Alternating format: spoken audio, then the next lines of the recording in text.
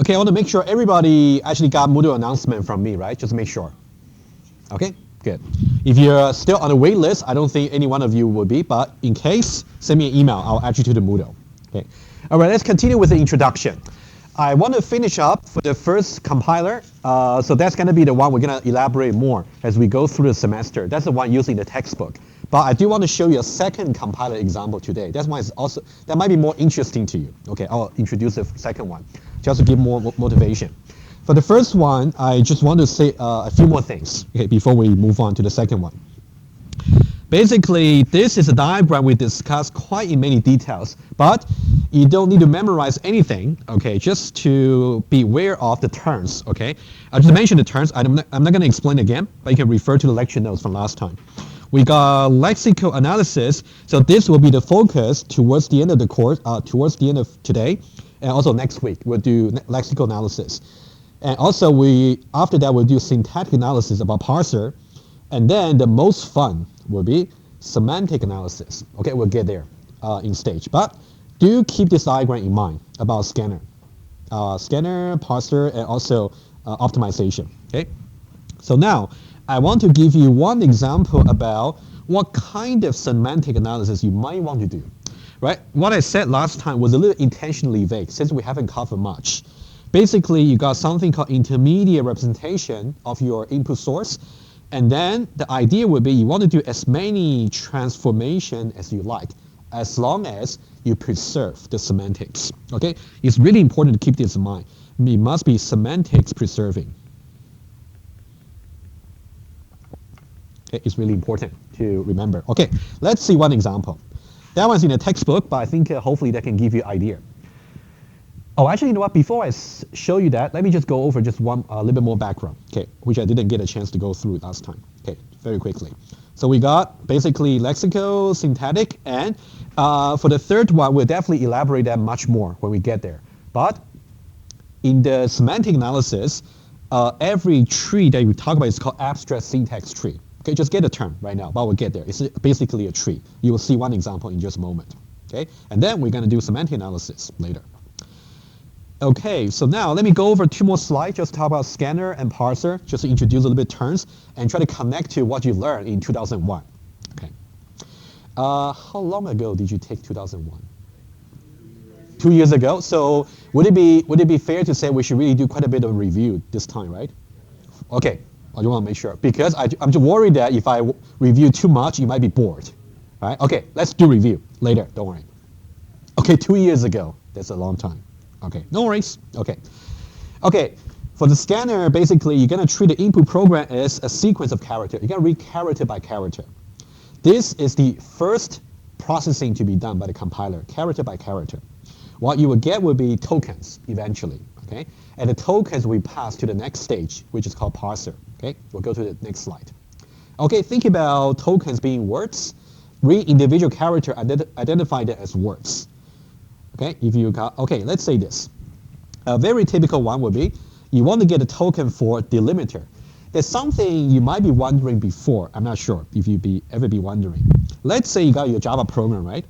You might be very used to things like, when I write my Java program in Eclipse, I always try to follow it. I say class, and then A, and then as soon as I have this, I'm going to hit enter. And then I'm going to have something like this. And then, let's say I want to declare some attributes. I will try to put maybe either 2 or 3 spaces, like indentation. And then I would say maybe B, and then attribute B, and semicolon. And then if I want to declare another one, I should hit enter. And then I'll say C, and then C. Things like that. Okay? You might be worried before, if I didn't hit the enter or put the indentation right, maybe my program will be considered as wrong by the compiler. You might be wondering. Let me tell you, compiler in general doesn't care about delimiters like white spaces. They are meaningless. Let me give you one example, and then I'll take your question. Which means you can try, but that doesn't really mean the style you should really adapt to yourself, right? This is definitely valid, okay, assuming that B and C are in the context, right? I can definitely write the following. I can say class A, and then B, B, C, C, and then this. This is correct. Yep, Basically, my point is, if you really like, you can write your program as a single line always. Nobody is going to stop you from that. And if the instructor doesn't check your code for grading, you're fine. Right? But I don't think anybody will actually try to do that for anything serious, right? Anyway, questions? You know, Python is interesting. Somehow Python in their compiler, they have indentation in their grammar rule somehow. I can try to look into it and maybe show you guys a little bit later for the grammatical rule. For IFO, they don't have that. But for IFO, it's funny. For IFO, if you hit a new line, it's as if you put semicolon. There's another language called Haskell. I'm not sure if any one of you heard of it. Something like that. They kind of enforce the style, you know, in the syntactic level. It's very conformative. I agree. Okay, Python is one. Okay, for those of you who program, and another one similar is called Haskell. But for the C-like language, like a Java, you can definitely put everything in a single line. That's not a problem. Nobody's going to complain. Well, except for your colleagues or people who have to work with you. Okay. Okay. Anyway, so that's why I simply say useless delimiter. I'm saying the C language. Let's say. Okay. I will try to look into the grammar rule for Python. When we introduce Parser, I'll try to show you a fragment of it to see the difference. I'll try to look into that. Okay. Typically, space, tab, new line. Okay. They don't really make any meaningful idea, which means when you pass the tokens into the next stage, which is a parser, these things are not considered. They will be ignored. Okay, we'll see that later. Okay, just bear in mind. There will be some useful delimiter. For example, you can see parentheses. They should be paired, right? Should be matched. And also, it could be token for identifier, for variable, for a function, and be token for a keyword, right? And also can be token for a number, right? It can be an integer. It can be with a fractional point. Okay.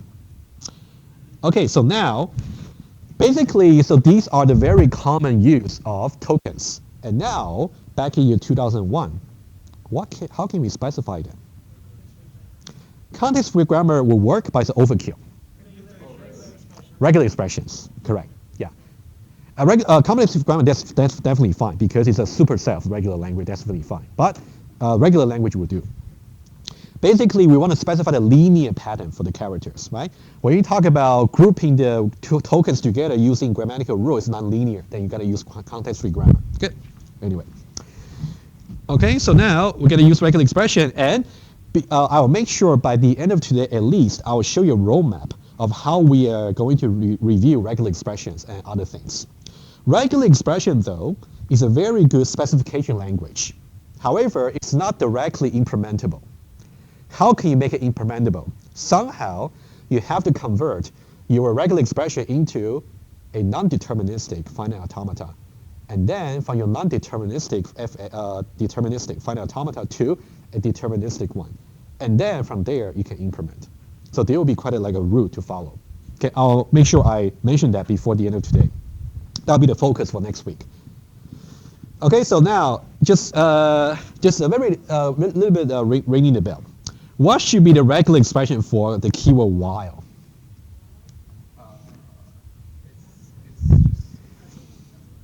Yeah, basically just yeah. Oh, remember it's a keyword, right? We talk about this particular keyword. There's only a single possibility. Exactly, just while. You don't even need brackets. While. It's like a special case, right? It's easy. Okay, this one here, just get an idea. How do you specify an identifier? Let's say identifier simply, you wouldn't start with a number, let's say. You must start with, let's say, some alphabets between A and Z, and then after that you can follow by maybe some number, some alphabet, maybe it's followed by underscore, let's say Eiffel style. Roughly speaking, how do you specify that? Give me one moment. Okay. Yeah, somehow you want to specify two parts, right? One is the first part. If, because the string can, let's say it's non-empty for the identifier, right? The first part can be from A to Z. Okay, depending on the notation, I'll be precise about the notation we're going to follow. Okay, let's say the dash simply means between A and Z, right? Any of them. And then it can be also capital, right? So that'll be the first part. It cannot be a number, right? Followed by what? You know what? If I simply say one or more, I tell you what the problem is. This does not include the possibility for underscore. For example, if I want to say A underscore B, this does not cover. Would it work if I simply say A to Z, and then underscore plus? Would it work? No, because you might have things like exactly, right? Okay, good. So that means we might need a second part. Okay, so now something like this.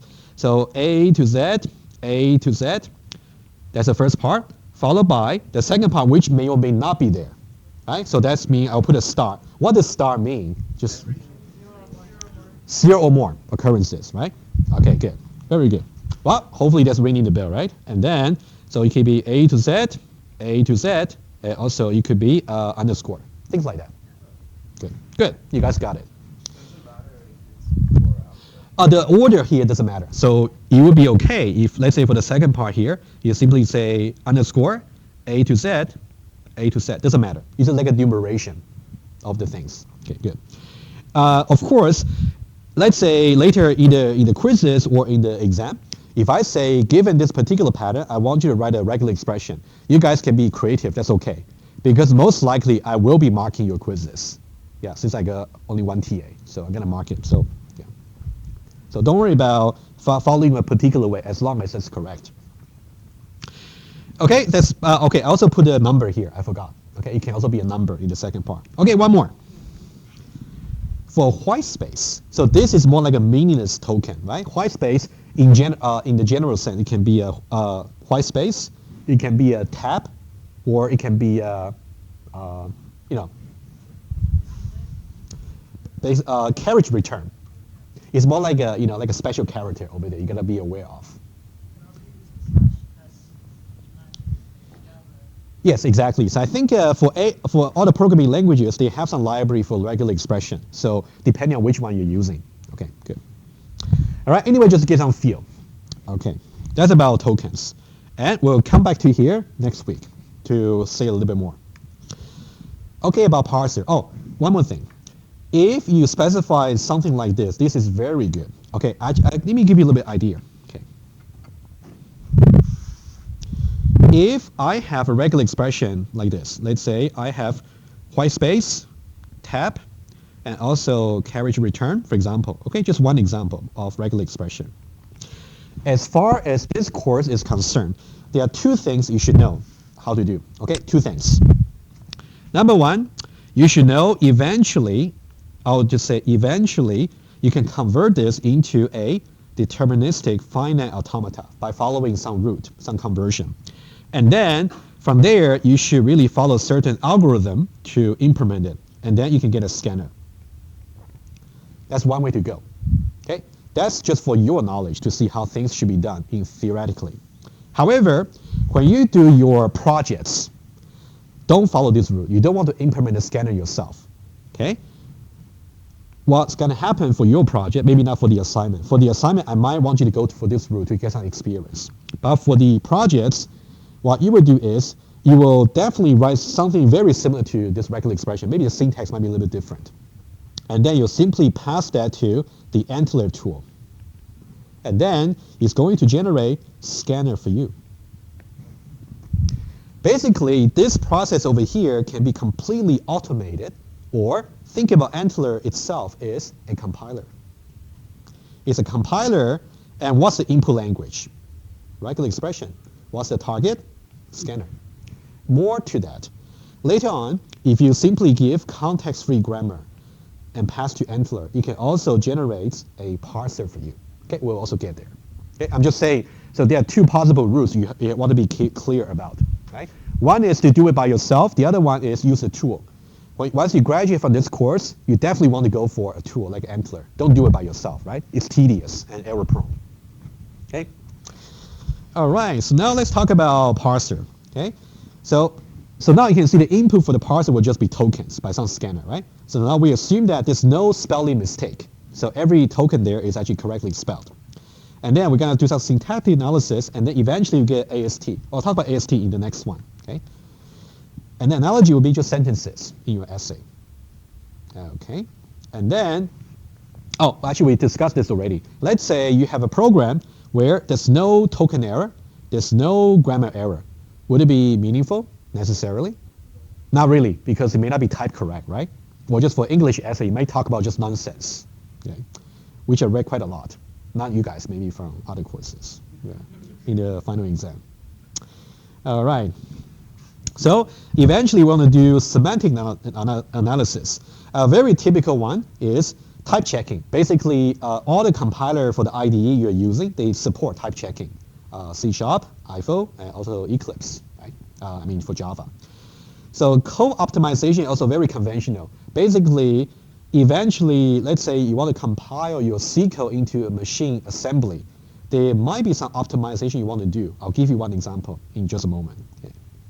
Semantic analysis, which means I'm basically going to do something at the meaning level is the same, but it might be executed more fast, like a faster at the runtime. Okay, we'll see example. Okay, so now, how do we specify a pattern of putting tokens together? Basically now, we can no longer just use regular expression, right? Because, for example, your language can just be, for example, well, I'm pretty sure this is a very typical example to you. If the language I want is 0n, 1n.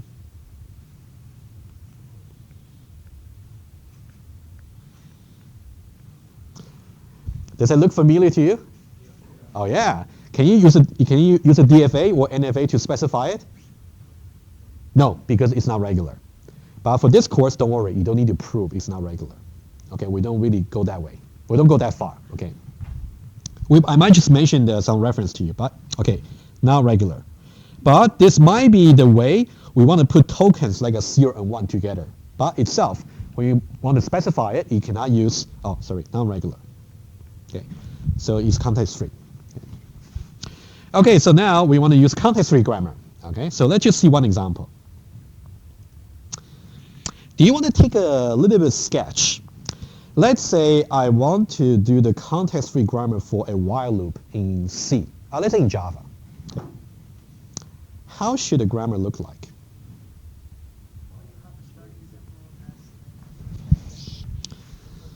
Something like that. Okay, basically, let's sketch very quickly. Just sketch a little bit. So now I want to talk about context-free grammar for while loop. Okay, in Java. Okay. So now, while loop start with the keyword while. Agree? Okay, so while keyword should be a token. So now the convention is we assume we already got a scanner before the parser. So the convention is you simply put all capital to say it's a token. It's a token.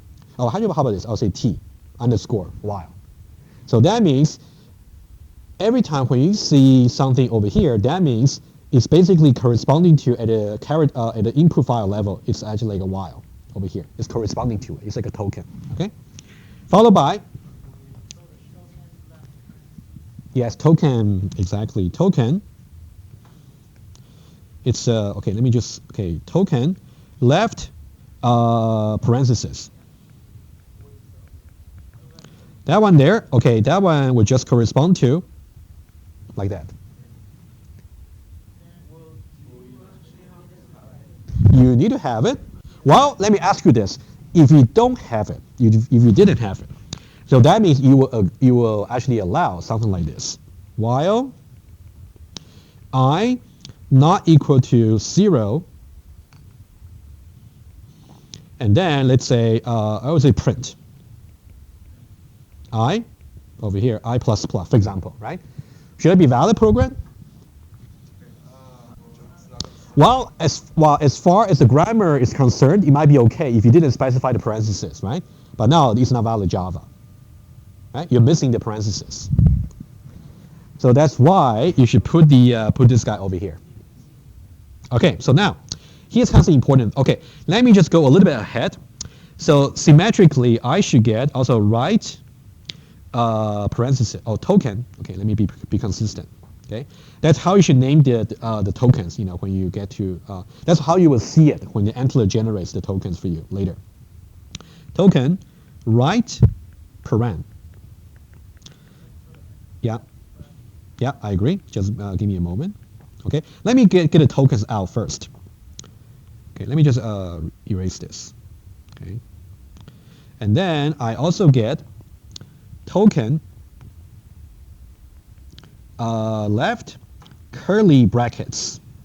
Okay, so this corresponds to this guy over here. Okay, let me just put indentation here. Okay, and token right curly brackets. And then I can put, so this corresponds to this, right? These are the tokens. We're missing something. Yeah, so now here's a question. For what remains for the while loop, can we put tokens to represent a pattern? It's more like a context-free rule, right? Because think about this. If you want to talk about whatever that should go inside over here, this is much more general than a regular language that you can actually do, okay? But anyway, so the way you do it, you can, for example, say Boolean expression. So now they are categorically different, okay? So over here, the way to, what the convention is, you say capitalized words or compound words here. So these are called non-terminals. Or think about it like a recursive case. Okay? For those of you who took 3311 with me in the fall, not in the winter. If you took it with me in the winter, you may not have seen this. But if you took it with me in the fall, you will see the static analyzer, and you might have seen grammar like this. You may have, but that's okay.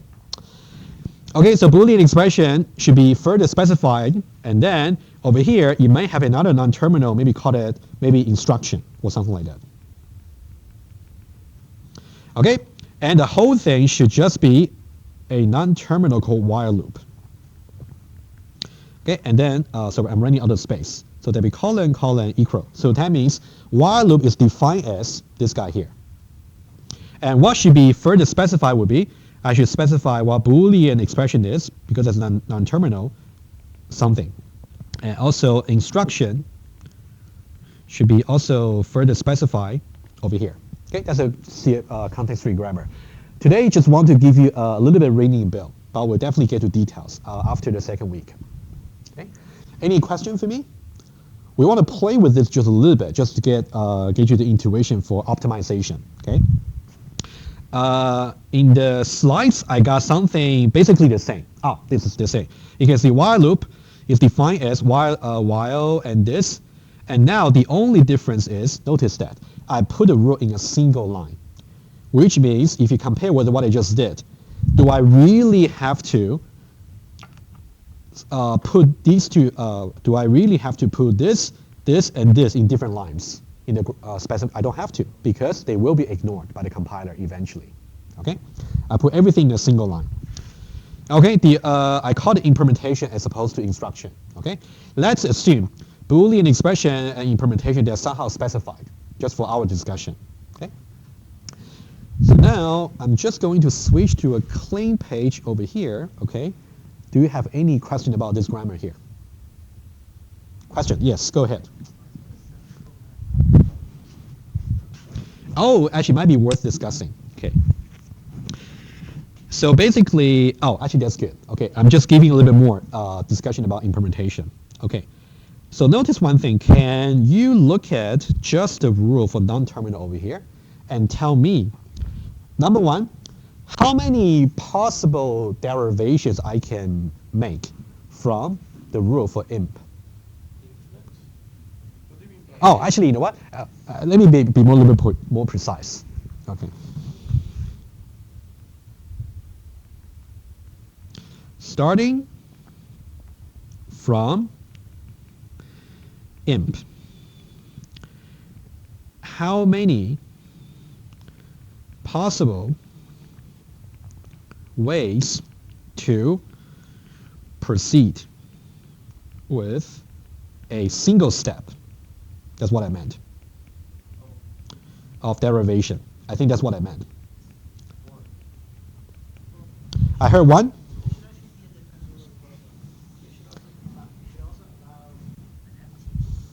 I agree. Okay, what you said was somehow the body of the loop might just be empty, right? Do you think this is already covered by this? Oh, okay. Just yeah. Just for your information. So vertical bar here simply means like alternative or. Yeah, maybe you didn't notice that. Okay, let's be fair. Okay, I didn't mention that. Okay. Okay. Yeah, I go line by line. Okay. So now basically, let me say that for implementation over here, see that the implementation for the while loop itself is a non-terminal imp, right? The imp itself tells you if you're given the root of your abstract syntax tree, AST, start with imp.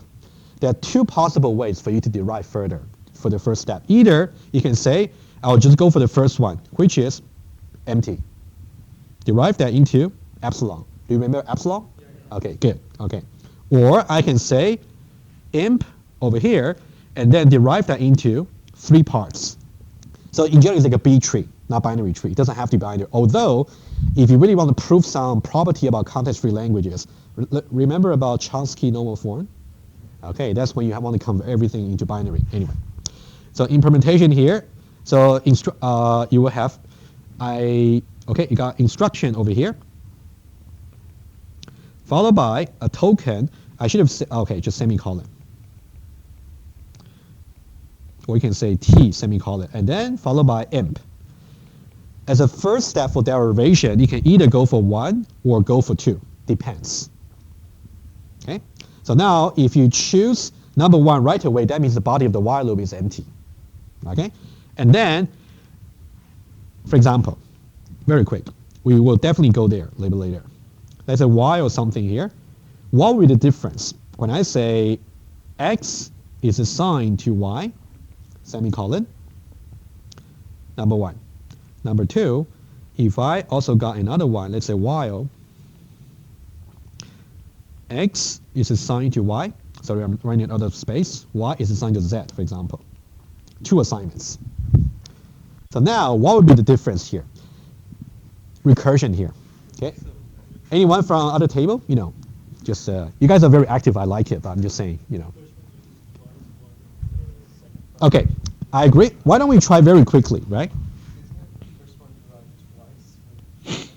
Yeah, we definitely want to try. So this is definitely something we have to review and make sure you can do. So now what I will do is I will go to a new page over here. And then I want to copy this guy here. And let's see how the corresponding tree will look like differently, right? The same grammar. And then 1 and 2. Okay, let's try how the tree will look differently. Okay, the first one, we definitely want to have, okay, while loop to begin with, WL for while loop, followed by token while, followed by left parenthesis, followed by some Boolean expression. Okay, so that one which is left unspecified, and then also right parenthesis, and also you can see quite tedious. Okay, that's fine, and followed by some implementation, right? And I'll do that in just a moment, and then followed by right brackets. What's interesting is about this guy here. So now, for the first case, what should we do? Instruction, semicolon, but we should definitely put imp first, right? Okay, let's put imp first. It is very important. Let me just try to see if you can imagine that. It is really important to understand derivation precisely because when you try to program this for your project and the assignments, the type for each root, for each the root of each subtree, is going to somehow correspond to a class in your Java library or in your Java package. Later, we'll do some tutorial together, but just want to mention that. Okay, for the first one is going to be imp, and now how should we derive further? So now in this case, should we go for empty or should we go for the non-empty case? Non-empty, okay? So now that means it's going to be instruction followed by semicolon and followed by imp. So now semicolon, you cannot go any further. That's why it's called terminal, right? What about instruction here? Somehow you will hope eventually you can go to x is assigned to y, right? So let's not specify that today. Question here. How do I specify the fact that there's only a single one, there's no more assignments? So int goes to empty. Exactly. Exactly. Just empty. Exactly. Guys, anyone not following? Okay. As an exercise for you, think about how you do the derivation for number 2. You just want to do one more level of derivation, right? Because now you got a second assignment. Okay. Okay, any questions about this? Okay, very good. So now let's do some little bit further analysis. Okay. That's just about given the grammar rule, how you can figure out the parse tree given an input string. Let's talk about this program here. I make it IFO-like. Okay. Well, anyway, that's not intentional. Well, it just happened to be, right? Yeah. Huh? No. Probably nothing about IFO. Don't worry. You know. Do you have to know all these specific specifications about the languages? I would say, let's discuss a project once I release it. I would say anything.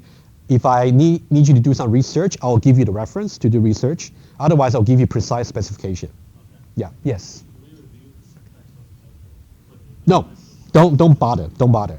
Yeah. The reason I'm doing this was because I'm also teaching 3311 at the same time. I want to avoid myself getting confused. That's why I put IFO here. But you don't need to review IFO. Don't worry. Yeah. The array. Oh, question for you. The fact that in IFO array they start with 1, is that a syntactic issue or is it more like a semantic issue? Semantic issue, right? Easy. What do I mean by that? Let's say this in IFO program, right? Well, since you guys talk about IFO, I got to talk about IFO, right? Otherwise, I wanted to avoid that. Right? Let's say A array. Oh, yeah, exactly. A array of, let's say, integer, okay? Say very quickly. Let's say you declare that variable there. If I say A0, let's say expression, is the compiler going to complain? The fact that this might violate some class invariant saying the lower should be 1. No, because compiler usually only about syntax, maybe a little bit type checking issue. The fact that this should start with 1 is not part of the concern. Although, maybe in the project, I can ask you to encode such compilation rule for your language. Maybe. I don't know. We'll see, right? But I think I want to make the project so, I want to make it easy, maybe. But I want to make it very relevant to what you might do later. Yeah. Mm-hmm. That's why I said this course is very useful. Yeah.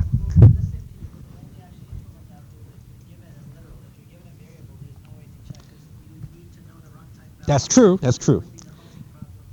Exactly. So that's right. Yeah. Maybe a very simple rule would be you simply just put a literal like a 0. That's one rule. Or maybe in some cases you might be able to figure out from the context, right, to evaluate. But in general, definitely not. Yeah. I have 2 questions. Do you need a compiler to create a compiler? Do you need a compiler to create a compiler? The answer is yes. Where does it start? This may never end. That's a problem, right? This may never end. Okay, let's say this. Okay, let's talk about it. Interesting. Okay, so let's say this. If I have some Java-like language in mind,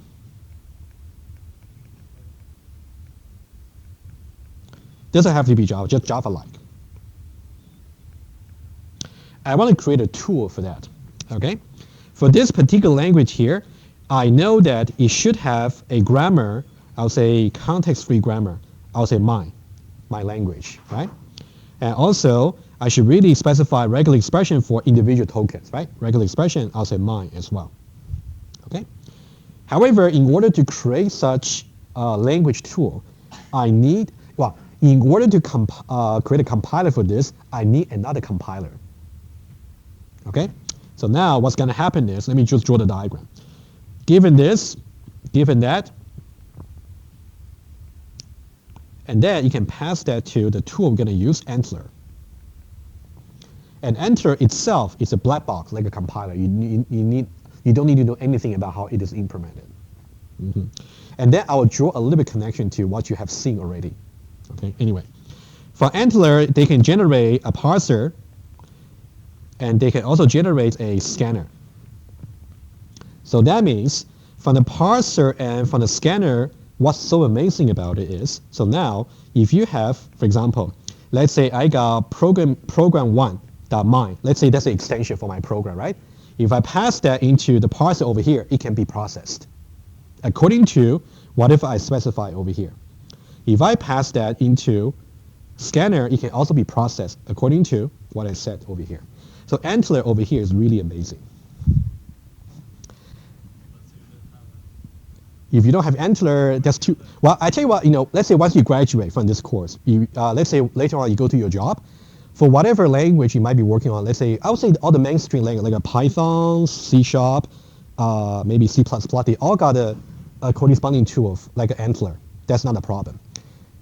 However, if you got something that's not exactly predefined, maybe it's very often your company simply got some domain-specific language. They got their own syntax. In that case, you got to write the tool completely from scratch yourself. Okay. I want to mention one more thing. Okay. Antler, in some way, is very similar to something here. Do you guys remember ETF? Yeah.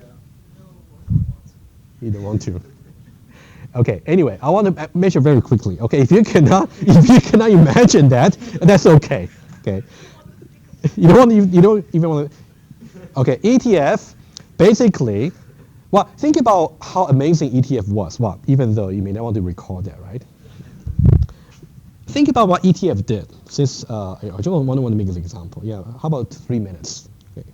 Let's say you got your ETF tool. Okay. What's the input to ETF?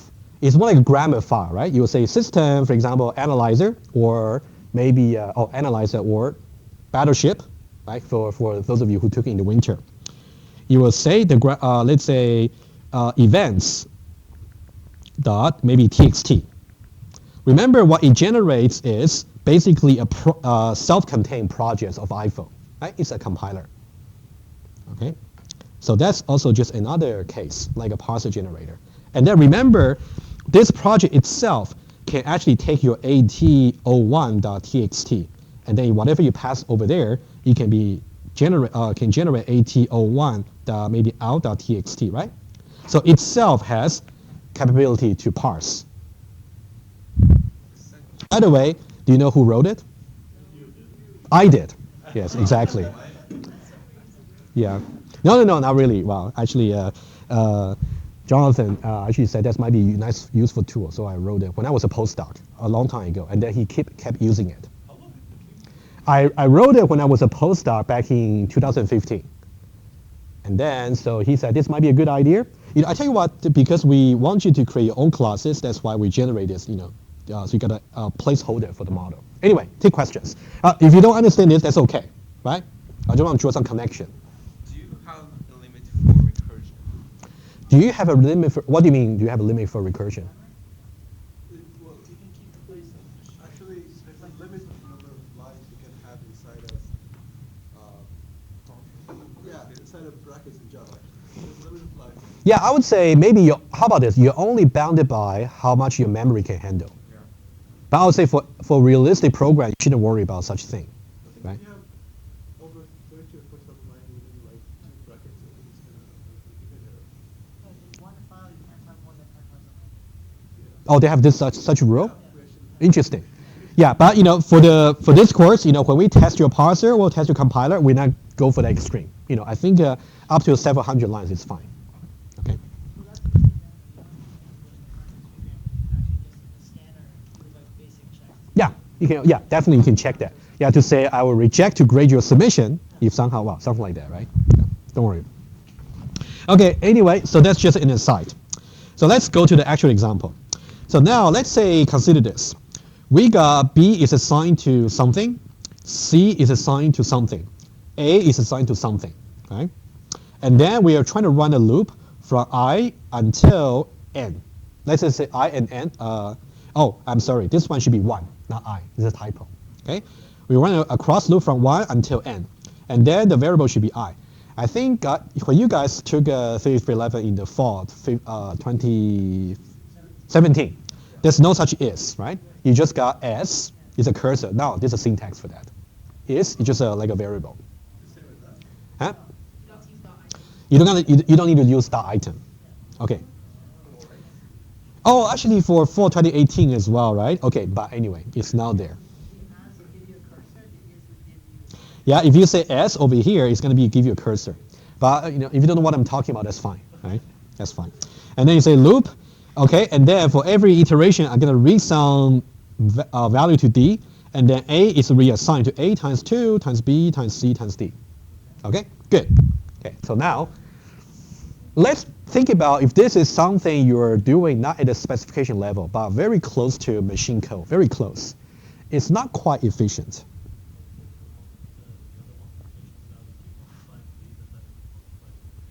Okay, which expression are you talking about? Be a little bit more specific. Exactly, right? You can see 2 times b times c over here. Well, how about put it this way? Okay, you can see the right-hand side here. It depends on a, depends on b, depends on c, depends on d, but only the value of a and d are changed between iterations. Other things like b and c, they remain invariants. Agree? So those you don't have to worry about calculating them again. Okay, good, every time. Okay, so now let's look at conceptual level, and then we'll talk about how you can do tree transformation, get an idea. Okay, you can optimize it, okay, by doing something like, we still got b, c, and a, okay, as before. Now I can introduce a temporary variable, which is to do 2 times b times c. So this value here always remain the same. We can just apply that, just calculate once and use it. You can store that in some register or something, okay? And then you can say across, again, it's a typo, it should be 1, okay? And then 1 to n, and then I can say read d, and then a is assigned to a times d. So this is to really go from version at the top to the version at the bottom. Is something your compiler is supposed to, number one, identify the pattern like a shape of the tree, of the parse tree. And number two, to transform the tree so that it becomes something that corresponds to the bottom. I'll take question first before I do some illustration for you. Raymond.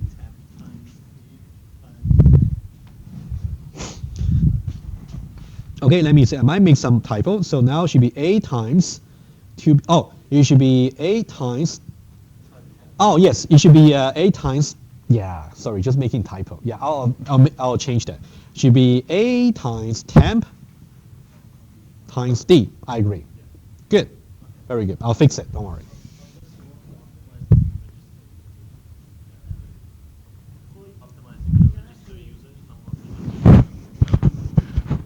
Oh yeah, sure. But let's just go with that one there. Let's say I want to optimize the performance. Yeah, let's say. Yeah, you're right. Maybe you also want to optimize the number of registry. That can be another story. Depends. Depends on what your compiler want to achieve, right? Okay, sorry for the typo. I'm going to fix it. Okay, but now conceptually it's not too bad, right? Because basically you want to identify something in your assignment that's not which does not depend on. Okay, let me just go to illustration. I'll give you a little bit more idea. Basically, if you look at that, basically you can identify any of the right-hand side where the parts which does not change between the iterations. And then you want to factor them out. Okay, so now let's do some little bit. Okay, so now, by the way, what design pattern did you learn in 3311? That tells you how to generate tree-like thing. Visitor is more like a follow-up for that. What about composite? Remember composite? That's how you build recursive structure using a tree. Okay, composite is really relevant. Okay, so now this part is fine, except that I will fix a typo. Okay, it's 1. Okay, so now I will just tell you how exactly the tree looks like very quickly, and then we'll see how we can do transformation. Give you some idea. It's not going to be precise, but just give you some flavor. Okay, for the input program, somehow this is the input program will be parsed into this AST. Okay, and then so now you can see overall it's a sequential composition, right? sequential composition, and then how many things do we want to do? The first, followed by semicolon, second, followed by semicolon, third, oh, there should be a semicolon as well. Okay, and then the fourth. So overall, 4 things. Okay, the first thing is assignment here, which corresponds to B is assigned to something, right? So now, under assignment, there should be maybe 2 component, variable and an expression. The variable should be just B. And the expression here should be ... Okay? And then similarly, there should be C, there should be ... There should be A, there should be ... So this part is easy, right? Okay? Semicolon, okay, good question. Semicolon somehow should not appear in your composite tree. It doesn't really quite matter. Think about semicolon is more like to tell you how to like a separator between children of the tree. You don't need to include a semicolon themselves. Okay. So it would be a valid composite, but it would be a very poor design if you got something like this. Okay, don't do it. Somehow you got here and then you got semicolon after everything. Because you try to keep general. Yes. Well, the thing is, if you put a semicolon as also a possible type of the children for the tree, then you're actually not going to process the semicolon itself. So it shouldn't be there. Well, we'll talk a little bit more about it. Okay, but hold that thought. Okay, guys, let me go a little bit further. Okay, let's go to the loop itself. You can see the whole thing over here is the across loop. That's why I got a loop over here, right? That's a root of the subtree. And then let's say, for example, my design would be, we have the dummy variable, which is I. And then I also got something called bounds, which will be lower bound and upper bound. Let me put 1 and n. Okay, and then the body of the loop, not surprisingly, is another sequential composition, right? You can see how recursive it is. Sequential composition to begin with, but a subtree is also sequential composition. And then over here, it's going to be sequential composition of 2 things. One is the read instruction. I'll just say somehow you'll be into read D. So it's not precise, right? You just get an idea. And then assign is going to be A and the left-hand side. And then you got A multiply 2, multiply B, multiply C, multiply D. Okay.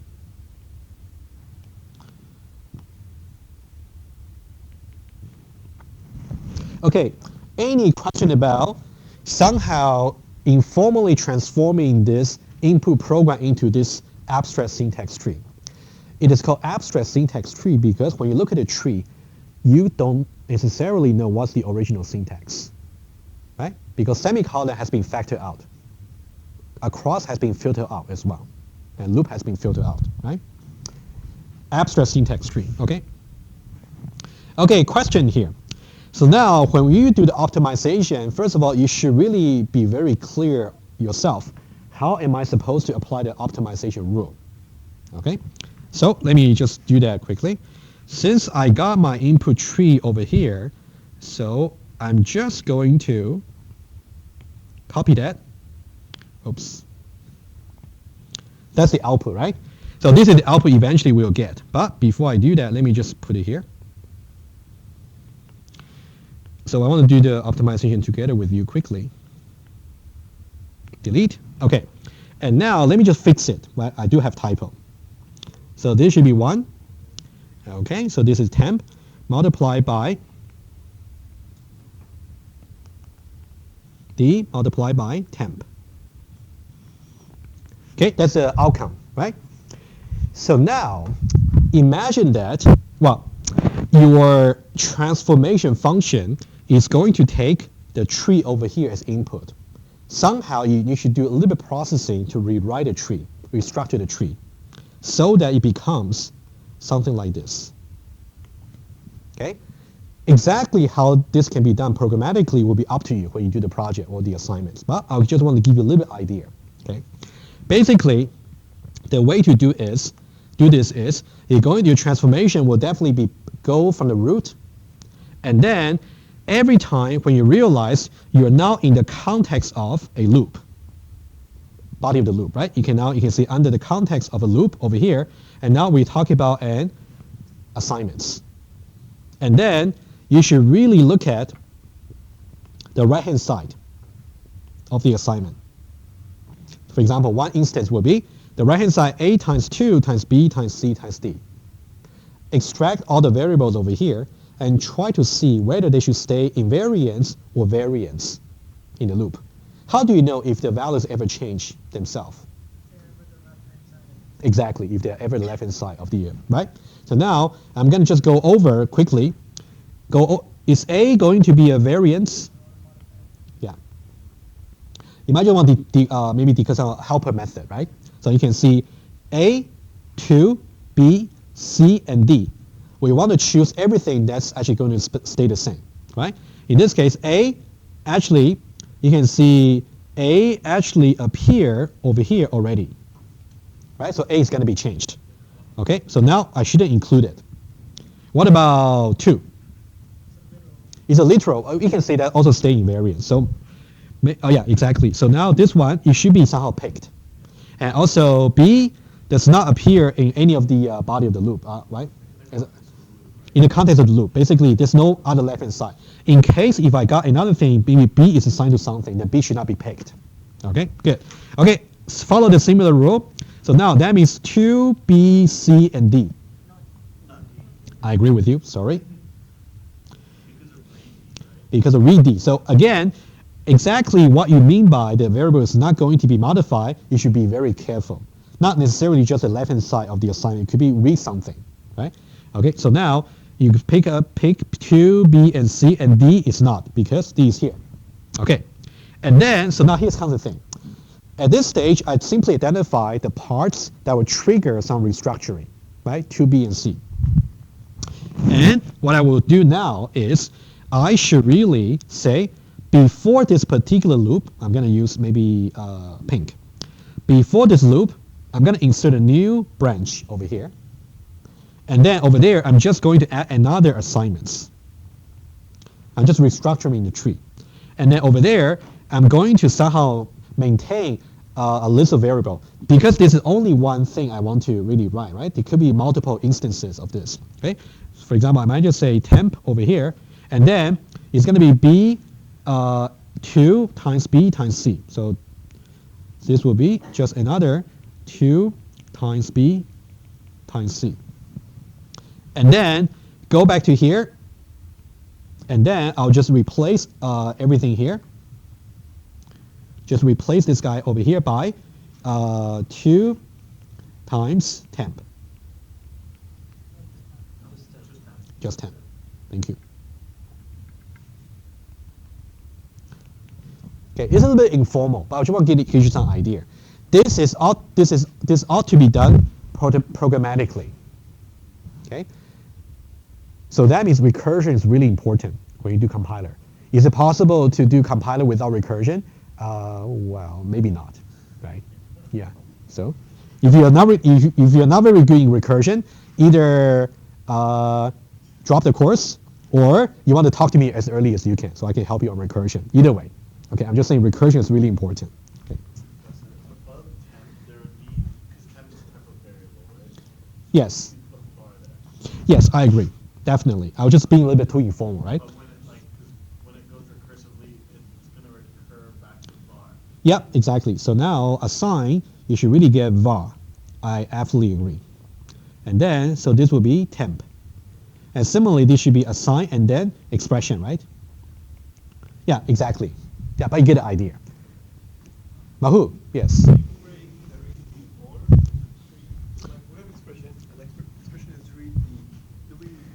You definitely want to go more, yes. I'm just saying since I'm running out of space, right? So ideally, you might get something like this. You might say, let's say for this guy here, right? You might say expression, under which you may have some, let's say, read expression. For the read expression, you might say, I want to read certain into some variable. Maybe for that one, it will be D. And then under which I got another expression over here. And this will be maybe some expression over here. Something like that. All functions are going to be broken like to the physical representation, basically. Only, sorry, say it again. All the functions that we have in all the classes, all the methods, they're going to be broken down to the Yeah, exactly. Yeah, exactly. Yeah, that's true. Yeah, sequential composition is the most basic form to compose everything together. Since when you execute the code, it's going to be executed sequentially, right? Yeah, the only thing question I have is that how do you decide who the vat would be, like Which part? how do you decide? Oh, exactly. So you see, the way I talk about optimization means it's assuming that I already decide what should be the strategy to implement optimization. For your compiler, you should really predefine the strategy before you try to encode it. When I do this, I'm not saying that's the only way you can do the optimization, but you might do it differently. Okay, but the main message to take from this slide here is you got some input tree. You eventually want to transform that into output tree. But when you do that tree, you want to make sure the way you restructure the tree, number one, you preserve the semantics. Number two, you also achieve what you really want to achieve, which is to improve the performance, right? Do you convert the tree into like Boolean logic and do it like equal? If you have two trees, do you just not convert it to Boolean logic? Boolean logic. You know what? Ask me that question when we talk about parser. That may be better. Yeah. Hey guys, are you okay with this? Okay, I want to make sure, right? Well, I would say, again, we are not really trying to be 100% precise, but just want to give you some intuition about how things can be done. Okay, so now I want to talk about example compiler 2, okay? We got about 20 minutes, okay? But I'll try to be as concise as possible. Example compiler 2 is also very interesting. Basically, this one here, we're going to turn, when I say domain-specific language, which means I have some particular application in my mind, and somehow all the languages available to me cannot suit that purpose precisely. So that's why I want to have my own syntax, have my own concept. Specifically, this particular domain-specific language, I want to have Java-like construct for classes and also attributes. On the other hand, for the methods, I don't really specify sequential composition. I specify predicates. Somehow, I'm going to use the predicates to specify the updates to my system. It's more like a combination of different worlds, right?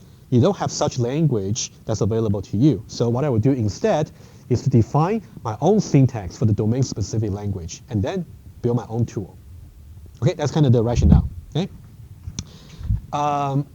I'll just give you a little bit idea about input and output and show you some challenge of this particular compiler so you can get a flavor. Okay, let's see how much we can do. Okay.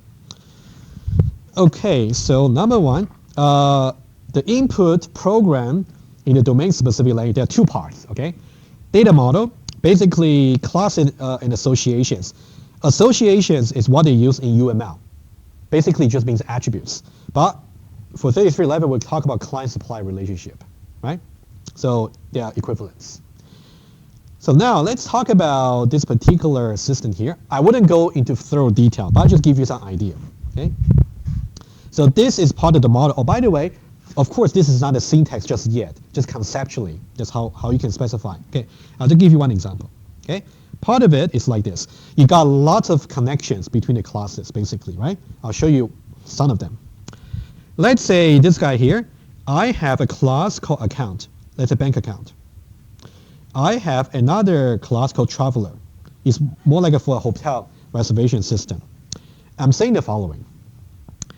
Each account has exactly one traveler as its owner.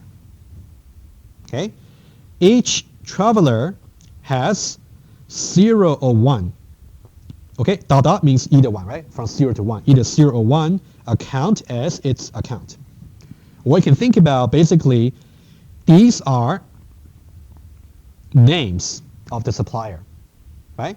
And these are like how many, what's the capacity of the supplier. Okay, and we got things like this, right? Actually, throw the diagram. You can definitely look at the whole diagram for details. Okay, are we okay with this? Okay, just to help you read the diagram. But now, you can think about this diagram here is just diagrammatic. It cannot be read directly by compiler, not necessarily. So now we want a syntax for that. Okay, let's say we have the following syntax. to specify the model. Okay, I'll write a syntax right here since we just talked about this particular example. Okay, let me clear this and then show you the syntax. And then we can think about how exactly that can be turned into SQL database, right? Okay, so now over here, let's say this syntax. Okay. Class account. You know what? Actually, you know what? I think, let me see if I got the example in the slides. Otherwise, I can just redraw it. Okay, let me do this. Let's say we are focusing on this particular one. Okay, let's say. This is my syntax. I say class account. On one end, I also get class traveler. The other end. This is so-called by association. Okay, if I just do the following, if I only say in the account class I have owner of type traveler. Yeah. And also in the traveler I got account, right? Would you agree?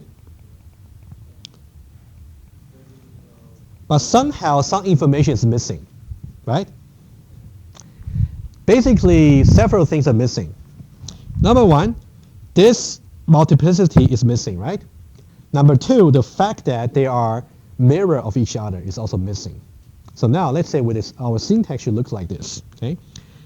When I say traveler, right, I should say traveler dot account. And then when I say account, I should say account dot owner.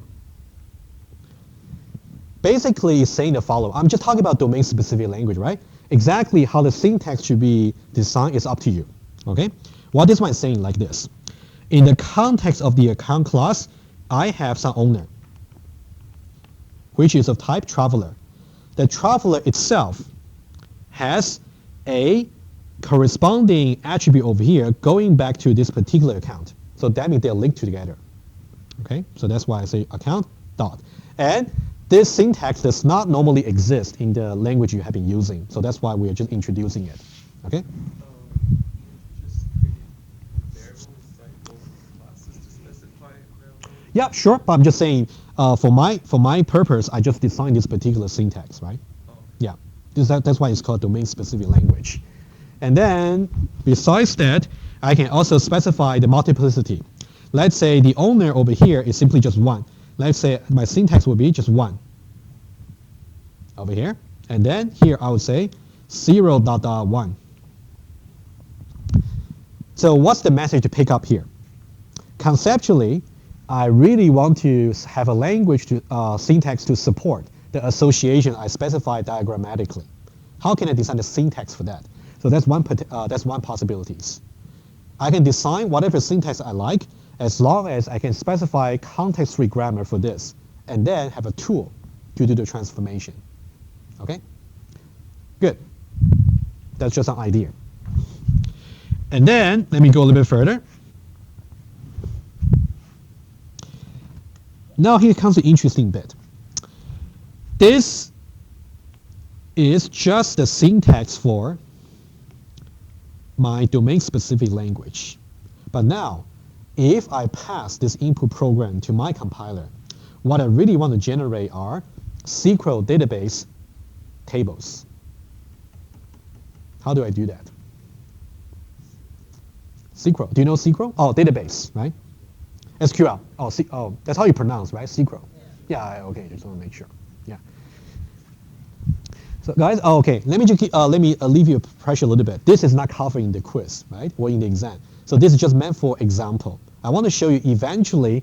This is the kind of stuff you can do for yourself once you pick up all the techniques from this course, right? I thought I might just talk about it in the beginning.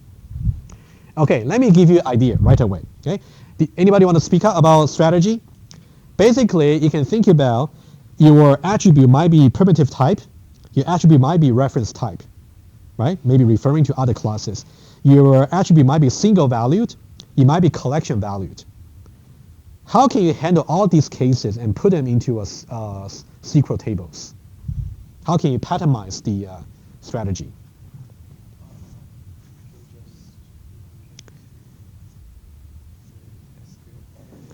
Yeah, of course, that's a goal. Okay, let me talk about strategy right away. Okay, don't worry, I will give you an example. Okay. Okay, that's one possible strategy. When we talk about strategy here, we talk about example first, and then eventually it can be encoded into the compiler eventually.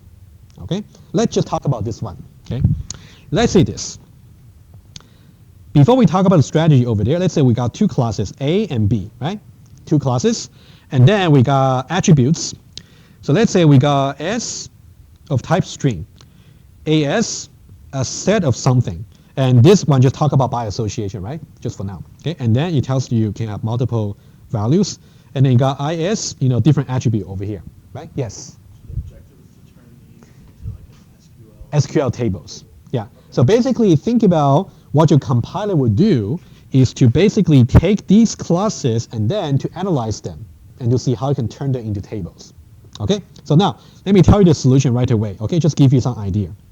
One possible strategy is using this mapping. So that's what we talk about mapping function. Every time, every class is going to be turned into a class table. Okay, you have a class called A, so I'm going to have a class called A table. Yeah, let me draw that quickly. There's a table called A. There's another table called B. Okay. And now, how do we handle attributes? Oh, by the way, since remember in Java, do you ever have to worry about the reference value, like an address? It's maintained automatically for you. But in SQL, you may have to create this explicitly. So that's like a mismatch between the semantics. You got to simulate that. Okay. Let's say for every class table, I will have a column called OID. Object ID. Object ID over here. Always a column over there. Okay? And then let's go over the attribute a little bit. Okay? Let's say for this guy here, class A has an attribute of single value of type string. I can just put S inside here, the same column. Okay? And then I have another one, AS, is basically a collection type. According to the strategy, if I got reference type, I got collection, I'm going to create something called association table, just a separate table. The way to do this is by doing this. I'm just create another table over here, and then I'll just say AS. I'll say association 1. Okay, just make it a little bit easier. Okay, so now association itself has an OID. Okay, just for the association itself. And now I want to say basically the AS over here and also the A here. Basically, that will be the context objects, and then this will be the actual attributes over here, right? Okay, one more, just one more. And then you can see that over here for class B. What about this particular guy here? This is basically another association. How can I create a table for that? Okay, so this one just symbolic, just to say your compiler should somehow identify those and then translate the table. I just got another table over here. Let's call it association, maybe number 2. And then I got OID over here. And then, so now, basically, the context object will just be B. And then the targets will just be another B, for example, right? So that means I should really put, I think I may have made some mistake over here, but I'll just live with that. So you can think about this is one end, B, and then it's going to link to AS over here. Just have two things over here. Okay. This example is a little bit symbolic. Let me just go a little bit further to, yeah, questions before I move on? Yeah. What if you have two attributes from two different classes with the same name? What if you have two attributes with the same name? So That's okay. That's okay. For example, if I have attribute X over here, I also got attribute X over here. If X is simply single value, for example, right? So this X will be included in class A table.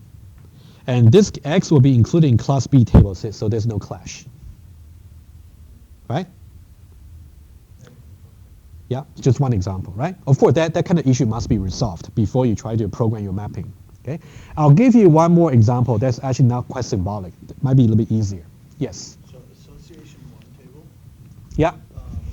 why do we mention only A and AS? Like, why don't we mention B, the small b? Association one table over here. Yeah, you talk about this table here, right? Okay. You can think about, how about this? The one way to draw this would be, you know what? How about this? Let me skip this example here. It's getting a little bit too symbolic. So I didn't know it's not as understandable as I hope it would be. Let's go to another example. That might be easier for you to see. Unless you got questions. Yes. Go ahead. Oh, yes. So now I forgot to mention, for OID here, I did mention in the slides. OID here, that should be a primary key. And then for the two associated H, they should be foreign key, for example, right? That's something you should also add as well. Okay? Okay, let me just go a little bit further. We are basically towards the end of the introduction, but I just want to mention a little bit more, okay? Of course, one, you can think about this is the syntax you will see on the slides.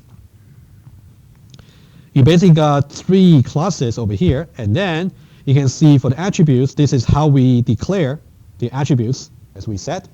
Okay, and then this is how we declare the methods. Okay, don't worry about it. I just want to show you an example.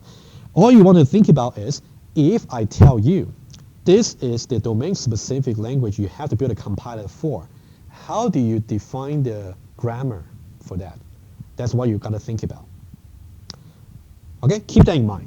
Okay, I don't want to bother you with too many details. Okay, I want to do something over here. Well, if you see the slides, basically, I'll mention very quickly for you. Okay. We got basically account, traveler, and hotel. So we want to compile that into account table, traveler table, and hotel table, first of all, right? Okay, that one's easy.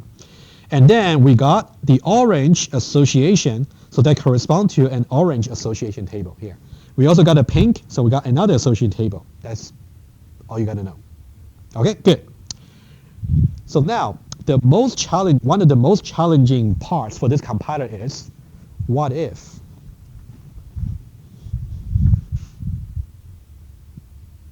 Oh, low battery. Yeah, bear with me. You know what? If the power goes off, then all the recording is gone. That'll be too bad, right? Okay. Bear with me.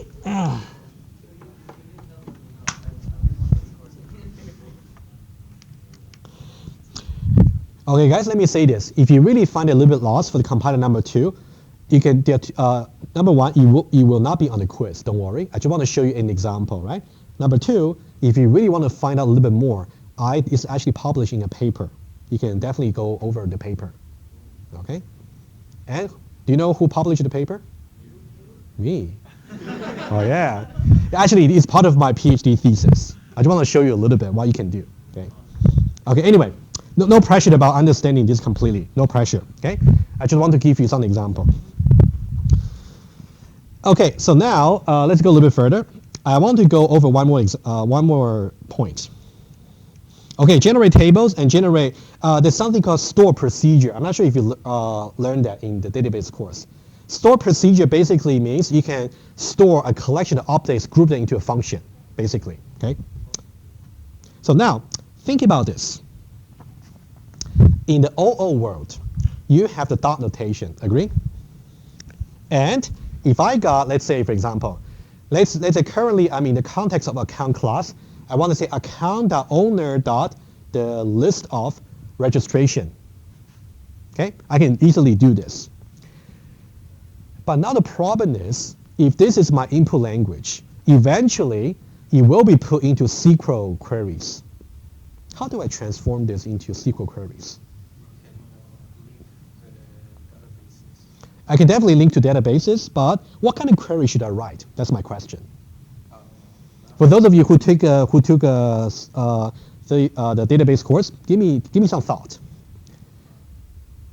So like from accounts, right? You mean from account? You said the syntax in SQL? Yeah. Select from. Aha, select, exactly. Okay. Would it be a single select, or you have to somehow recursively construct the select queries? Recursively, right? Okay, let's get some idea. Okay.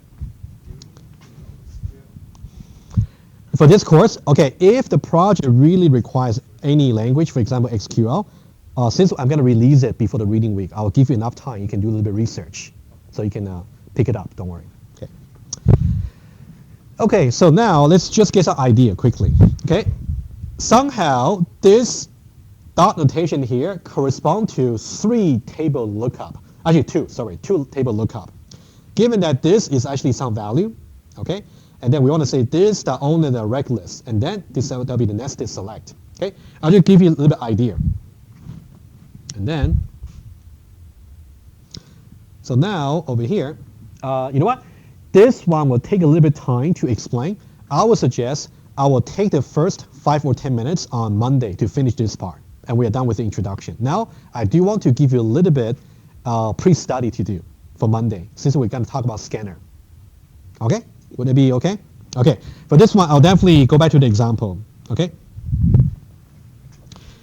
Scanner. Okay? That's something we're going to talk about at least for the next 2 lectures. I don't want to stay in the scanner for too long because it's much more interesting to talk about parser. Okay, that's kind of the diagram we talk about over here, right?